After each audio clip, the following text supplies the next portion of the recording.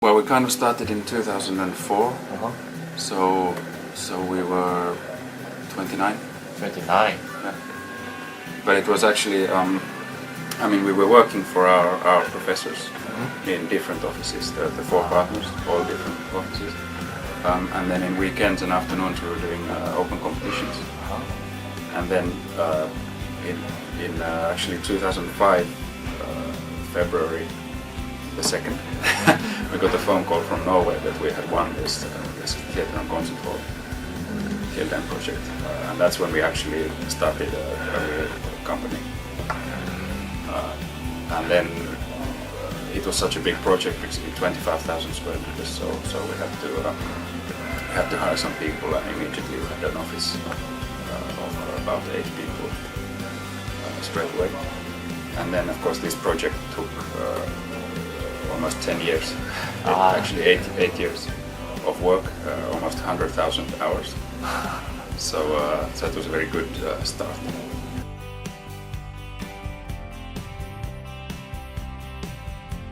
We have 5 metro stations, and then the Aalto University headquarters, the Finnish embassy in India, Lappeenranta Theatre, which is in Eastern Finland. I think that's 8 projects. We just finished the theatre in Georgia, which was open last month. Accepting competition, right? And also competitions, yeah. Yeah, so 8 projects, but then we also always have at least one competition that we're doing, and usually there's also 1 or 2 which are waiting for results. And sometimes we're doing several, like now we just handed in a competition in Norway on Wednesday, and this one is going, actually it's leaving today. So this week it's 2 competitions, but it's not really, it's like, I think we calculated that on average we use about 500 hours for on average per competition, and we do maybe about 20 to 30 per year. Like that. But there's a lot of open competitions in Finland, and we, of course, we prefer if you get invited, that's great because you have a much better chance, but you have to already have some kind of credentials.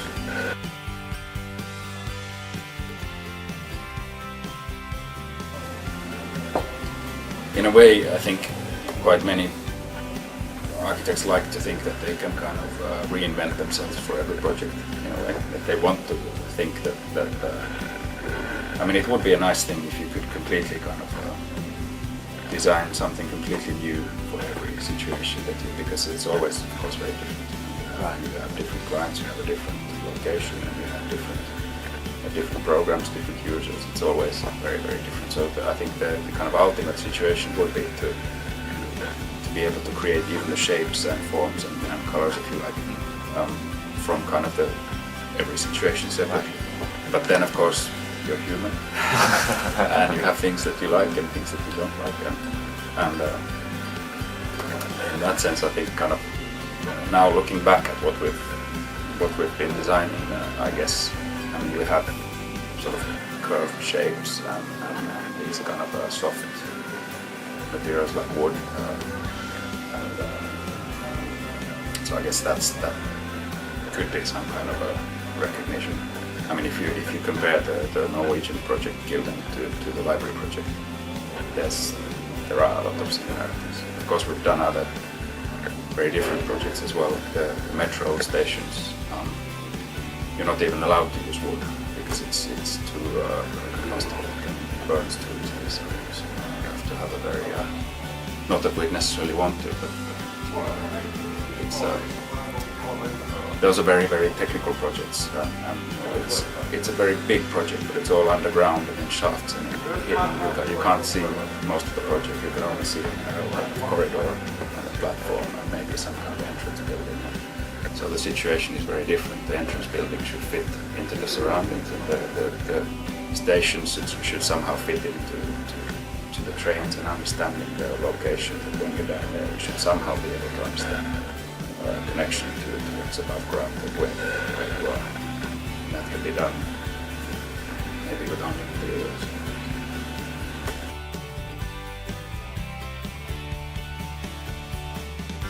members? Same. Yeah, I mean, to some extent, yes. It's not always the same people who work on competitions and who work on projects, but I mean that's a kind of natural thing, I think, because the younger architects and especially students, I mean, they don't have any experience in the actual designing of details or projects, or they don't necessarily even know about fire regulations or something like that. Because they are early in their studies or just graduated. So it's kind of natural that and they are full of energy and ideas. So it's natural that they are doing competitions and creating ideas and sketches and maybe some renderings or models or whatever like that. And then gradually, as you learn more about what you're doing, you move towards the actual building site and controlling what's happening there and doing the design for that. So that, I mean, I guess yes, the kind of younger people are more at the competition side, and the more experienced people are running their projects and taking care of the movements.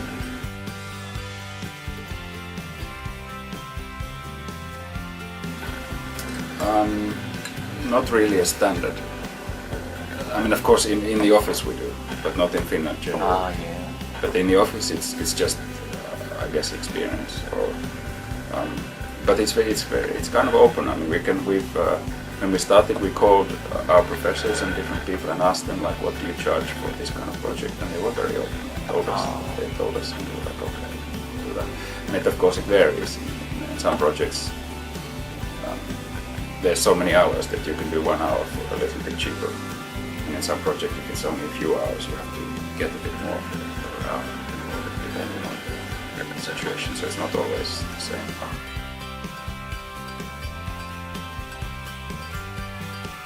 Actually, it doesn't really exist. Really? Yeah. You basically, after you graduate, you're an architect and you can work for an architect. So there's actually no licensing. I mean, we have an architects union, and most people belong to it, but it's not. You don't have to belong to the union to be an architect. But then every time you submit a planning application for building, then the planners your experience, or the main designer's experience, and whether he or she is experienced enough. And so in different projects, you know, if you're a recent graduate, you can design something simple. If you have more experience, you're allowed to design something more complicated. So it's kind of regulated per project and not per person. Wow.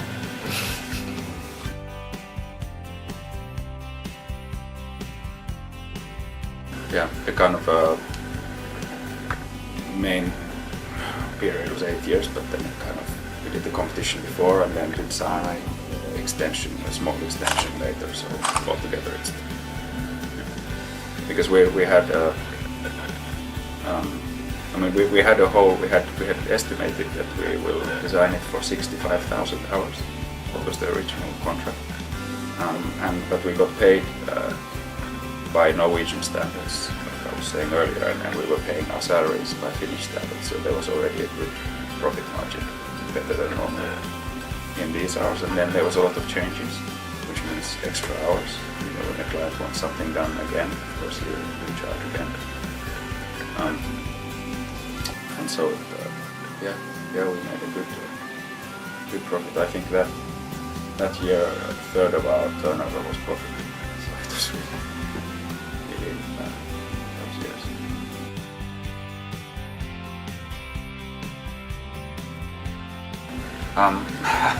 I don't know. That's a difficult one. I'm sure we do, but I don't know if whether there's anything in particular. I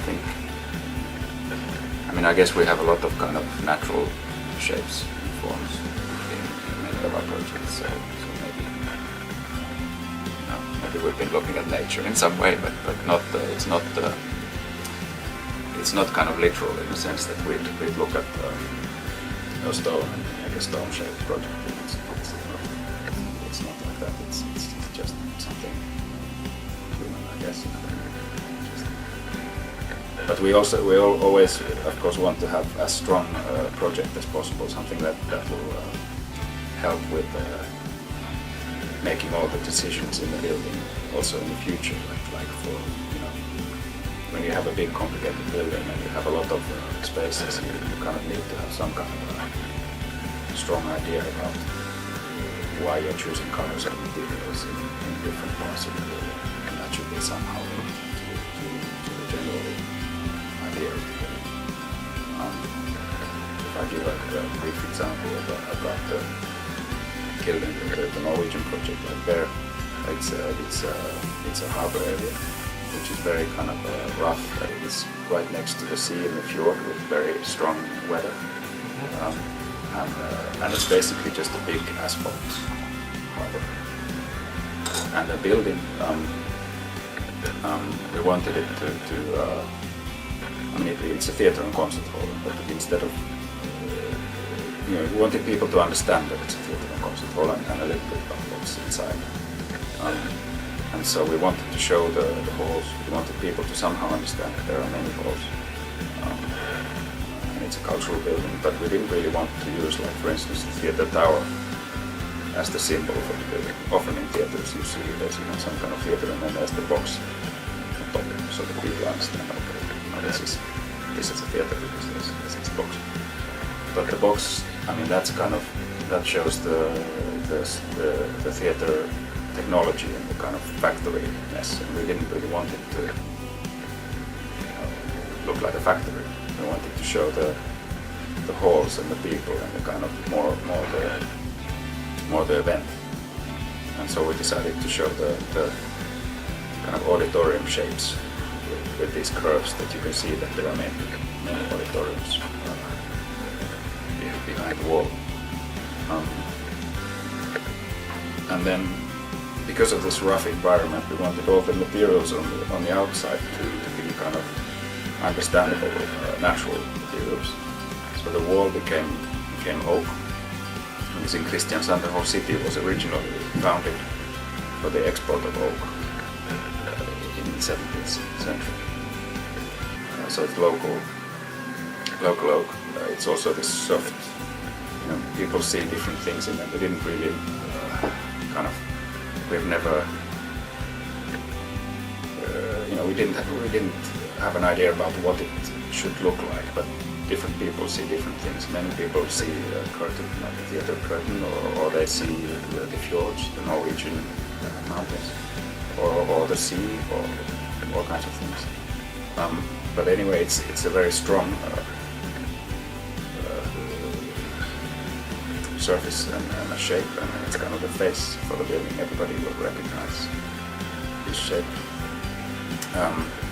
And then we just took this aluminium surface on the outside, because actually behind the building is a big factory. They are creating the plays, and they have all these workshops and all kinds of rehearsal spaces and things, and it's really straightforward. Like you come in with the materials like wood and plates and metal and whatever, and they start building the set, and in the end we push it to the stage.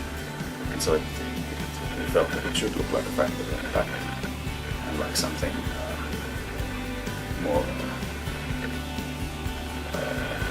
freer and kind of on the front. But then we decided that, okay, this surface is the surface which is between the outside and the building. Once you go through this building, through this surface, through the holes into the building, you're actually then inside the theater. You're in the space of the plates and the concerts and all of that. And actually in this space everything is just light and color, and you don't understand materials necessarily. It's just kind of surreal in a way. So there are some very strong colors and things like that, which then kind of helped us with every decision. That then at the back all the spaces are quite factory-like. They're just sort of white, and you can see the pipes, and it's very straightforward at the back.